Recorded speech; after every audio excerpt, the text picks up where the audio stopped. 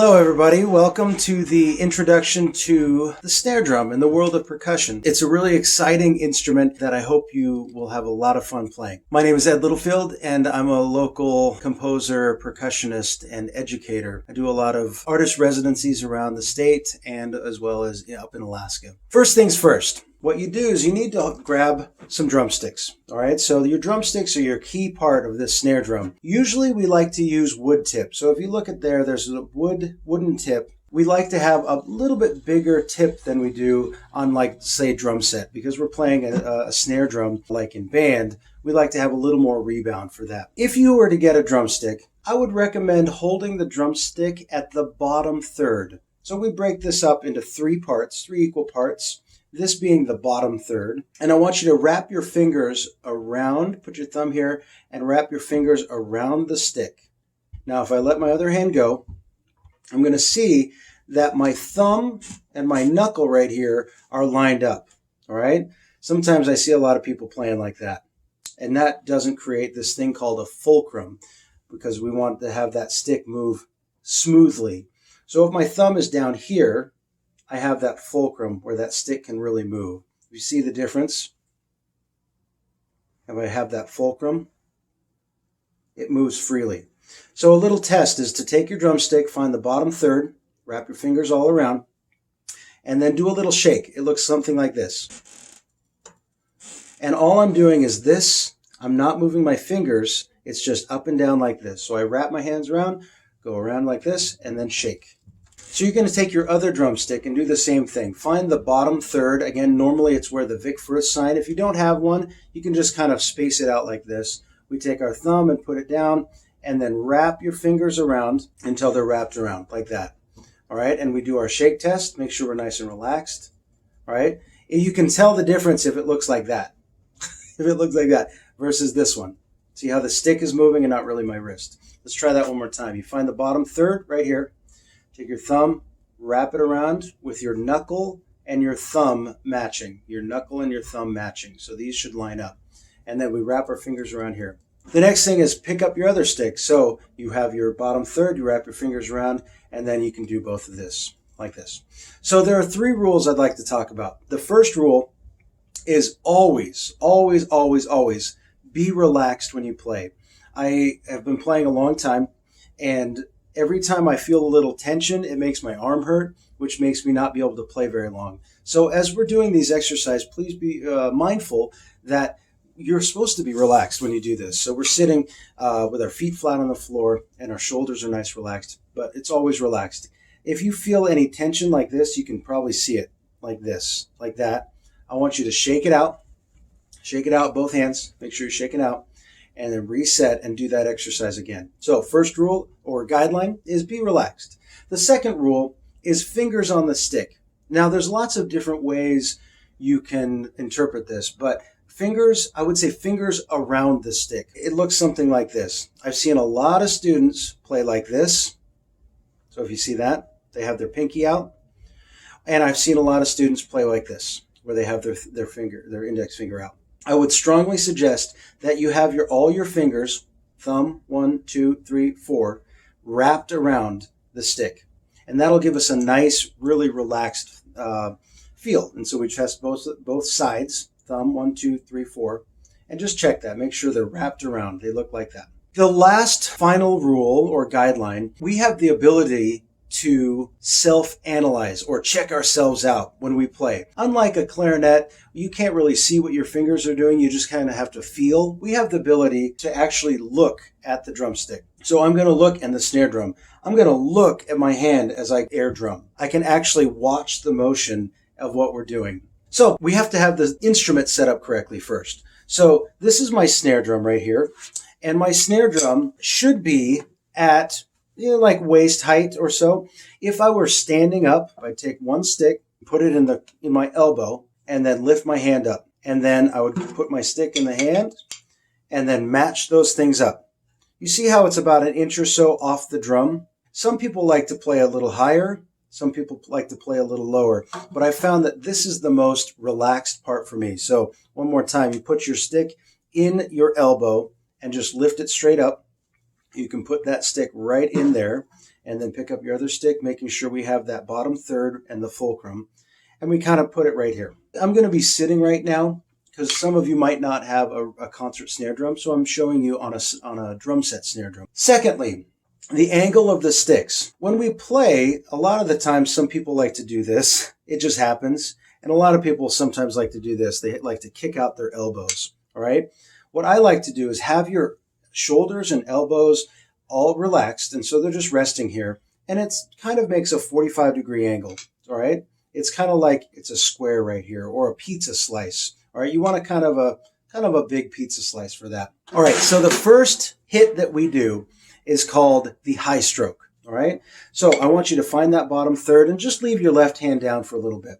But I want you to just experiment throwing the stick down gently to get it to bounce. So watch this. If I throw the stick down like that. So what I did is I threw it down and the stick rebound up.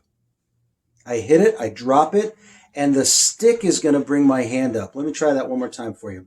So we go up, and then we drop, throw the stick down, and it bounces back up on its own. And then, like I said, we have to do both hands. So right hand and left hand. So we take our left hand, we find our fulcrum, that little spot right here where our thumb and knuckle meet, and that's our fulcrum. We bring it up and drop the stick down, and it should bounce back up. Toss. Toss. And I encourage you to do that probably at least for a minute every time. Boom, just throw it down, getting that nice bounce, both hands, for about a minute every single day as we're learning. The next thing we're going to talk about is counting. All right, so counting is exactly like we would for the snare drum or percussion, exactly like we would for any other instrument. What we need to do is learn how to count to 4. All right, count with me to 4. 1, 2, 3, 4. That's awesome. In beginning band, we sometimes call those quarter notes. So if I were to count 4 quarter notes, I would say this: 1, 2, 3, 4. If I were to play 4 quarter notes, it would sound like this.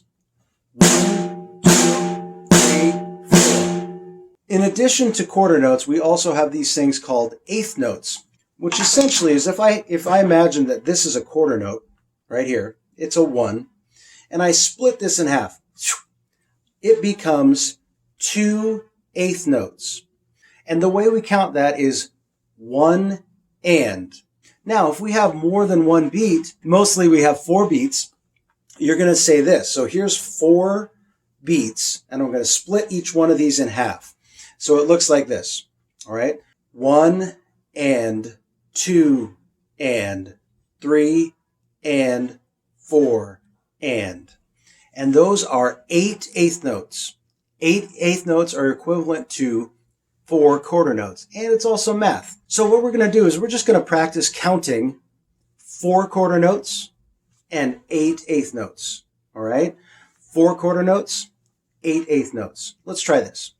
1, 2, 3, 4, 1 and 2 and 3 and 4 and. Now if we take our sticks, remembering the fulcrum and all this stuff, we have our nice position, our feet are flat on the floor, and we're going to have a flat table right here. So this arm should be flat, or this wrist should be flat. We're going to play 4 quarter notes and then 8 eighth notes, throwing the stick down, making sure it's a nice high bounce. 1, 2, ready, count. 1, 2, 3, 4, 1, and 2. Let's try that again because it's super fun and exciting just to do that. So make sure we're having a nice bounce. We're in a nice position. Our shoulders are relaxed and everything. Ready? And 1, 2, 3, 4, 1. Rudiments are a skill that percussionists use to get better at their instrument. So as an example, we already played the single stroke roll, which is essentially just right, left, repeating nonstop. So it sounds like this.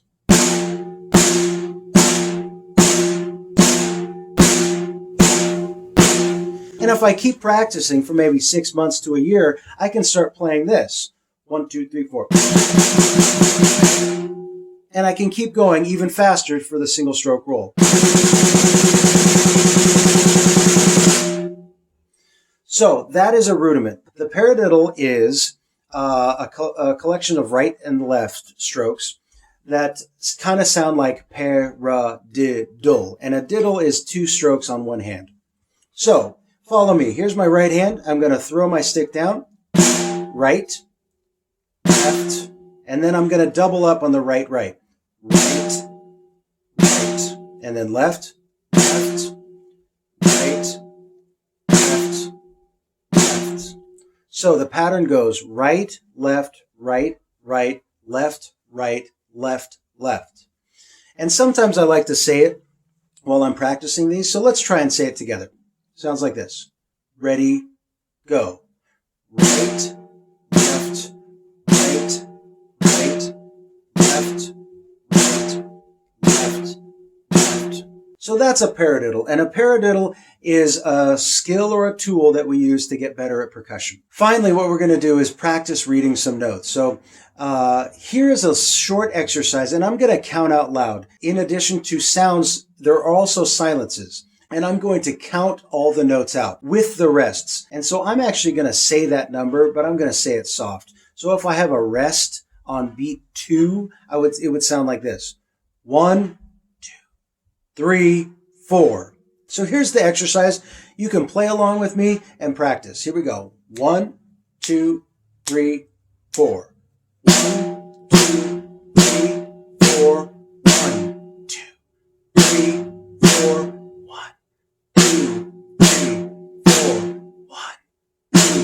3, 2, 3, 4, 1, 2, 3, 4, 1, 2, 3, 4, 1, 2, 4, 1, 2, 3, 2, 3, 4, 1,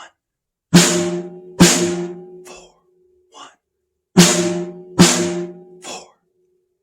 And that's a good exercise. You can play it faster or slower. So now we're going to talk about eighth notes and playing in eighth notes. So remember, every time we have a quarter note, it's 1 hit. Every time we have an eighth note, it's 2 hits. And as we get more complicated, sometimes the rules change. But for now, that is the rule. So we split a quarter note and it goes into eighth notes. So remember, it counts 1 and 2 and 3 and 4 and.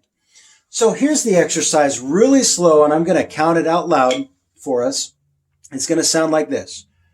1, 2, 3, and 4, and 1, and 2, and 3, and 4, and 1, and 2, and 3, and 4, and 1, 2, 3, 4, 1, and 2, and 3, 4, 1, 2, 3, 4, and 1, 2, 3, and 4, and 1, 2, 3, 4, and 1, 2, and 3, 4, 1, and 2, and 3, 4. So here it is a little faster. Ready? 1 and 2 and 3 and 4 and.